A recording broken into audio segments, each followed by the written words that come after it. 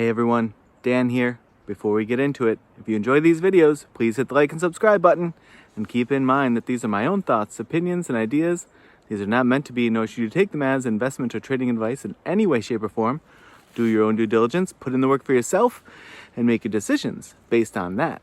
Enjoy. All right, folks, here we are on Sunday, February 25th. We're going to take a look at Lee today. So with earnings coming up, I thought we would take a look and see where it might hit some support or resistance, whether it booms or busts. That said, I will preface this video by saying it could also go sideways. Don't forget, it can just go sideways. So we're going to be talking about levels all the way down to 22 and all the way up to 47 and some levels in between. However, it could just kind of go sideways, so don't lose sight of that. Now that said, there have been some big reactions to earnings lately, and even in the EV world, certainly the Lucid reaction stands out, as does the Rivian one, probably stands out even more. That Rivian reaction was something to behold. So if you look at old Rivian here, that's the drop. Minus 25% and then minus 12%. So pretty rough back-to-back days. That said, like something like Nikola, whatever you think of the stock, it moved relatively sideways, or maybe sort of completely sideways. Lucid, like we said, a drop here of about 16%, followed up by a drop of almost 2%. So, we'll see. Obviously, Lee is its own company, its own stock, so doesn't necessarily mean anything, but like I said, there have been some big reactions lately. So if we move relatively sideways, we have this 34.83 as the nearest in level. I scrolled left. There was some good price action through this zone previously, so that's where I grabbed all of these from. And so, if it does, like I said, if it does move relatively sideways, 34.83, a little bit above or below that, even though it would be a decent percentage change, even all the way up to 37.55 or down to 32.04, kind of leaves it within, relatively sideways,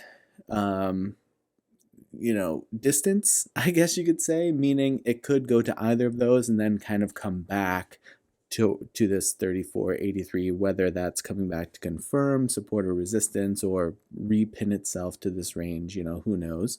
But, those are the nearest in levels that I see. If it really gets some flight, 41.71 and then 47.70. You see a near miss of that 47.70 here previously, and here as well. And then back here, we had 47.70 was where it topped out. So a couple of near misses when it has had big pushes off of that. So that's sort of the king maker, if you will, to the upside on Lee. Now, if it drops, we mentioned that 32.04, 25.73 and then 22.23 look like strong levels to me based on this previous price action in here and in here. So like I said, decent amount of price action to go off of, so I feel pretty good. These are fairly spaced out. A level that's $3 or so away from the other level is a 10% or more change. So percentage-wise, there's some big spaces in between these. That's just for me not wanting to clutter up the chart too much, but just know that that means there will be some more granular levels in there. I just felt that these were the strongest ones. These were sort of like goalposts along the way, if you will. So think or swim side of things, we haven't had a trigger and a fire in a very long time. Very brief trigger and fire back here, though it was a pretty decent call out as it was pinned near the mid-range, not really to the mid-range. This was sort of a tricky one, and it was very brief, but then it did, that did result in it going from about 38 down to 31. So again, really big percentage change. So good call out there on the TTM squeeze indicator. That said, it didn't catch this monster move in both directions, really. And then, trying to recoup back up out of the channel at this point. So you know, it doesn't seem, it would be nice to have that TTM squeeze indicator sort of indicating well and consistently on Lee, but you know, some stocks it just doesn't for whatever reason. Now we do see a green wave cloud forming. You know, that said, they can be relatively brief, so I'm not sort of wanting to overly lean on that. It is up out of the upper bound of the channel, and I kind of feel two ways about that. One, you know, I wonder if the report is sort of on par or even slightly good, if folks may feel that this run up that's taken it from about 26 or so up to 35 recently, how much folks will feel is priced into that. That said, if there is just a lot of bullish strength behind the stock right now, and there is good reason for the run up in the price, then, you know, with an on par or a decent report, or who knows, even a great report, you know, maybe folks will feel like, yeah, let's let it fly. It's been moving up for really good reasons. Let's push our foot on the gas even harder. So we'll see. You know, just because it's been out of the channel for a couple of days doesn't mean it can't spend much more time outside of the channel, obviously. And when it does re-engage with the channel, I'll be interested to see what it does. Does it use the upper bound of the channel or the wave cloud as support, potentially showing that there's more bullish momentum to exhaust? Or does it come back all the way and test the mid-range? And if so, what does it do there? Is it able to treat that as support?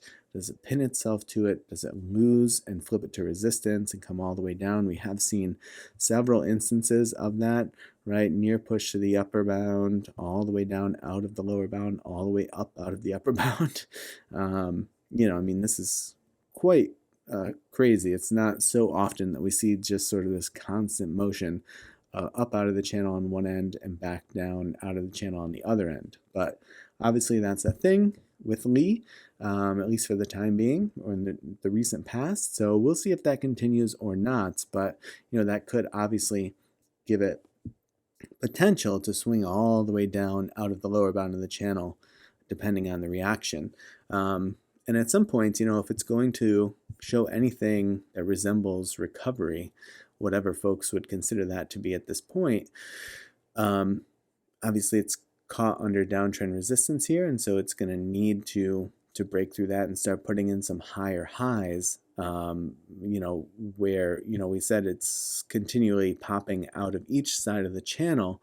The problem with it for the bulls is that every time it does that, yes, it's got a high up here and then a low down here, and then that swing high significantly lower, but the swing low also significantly lower. So lower highs, lower lows, just sort of a losing battle for the bulls, you know, especially if this high tops out here, same thing. You know, if it's able to break it and put in something that looks, you know, maybe kind of W-ish, I guess, depending on how that plays out, it might look more like this. But we'll see. Like I said, that 4770 to me is really the kingmaker and really is the story if there's a significant and sustained push to the upside. And if not, then it drops to the downside and folks are interested. If it slips that 22.23, I'd be happy to come in and take another look. There's certainly additional levels. You know, we have levels all the way down to about half that price, and some price action in between. So we could scoop some up. If folks are interested, just leave me a comment and let me know. All right, folks, I hope that you've enjoyed your weekend. And as always, I appreciate you watching, and I will see you in the next video.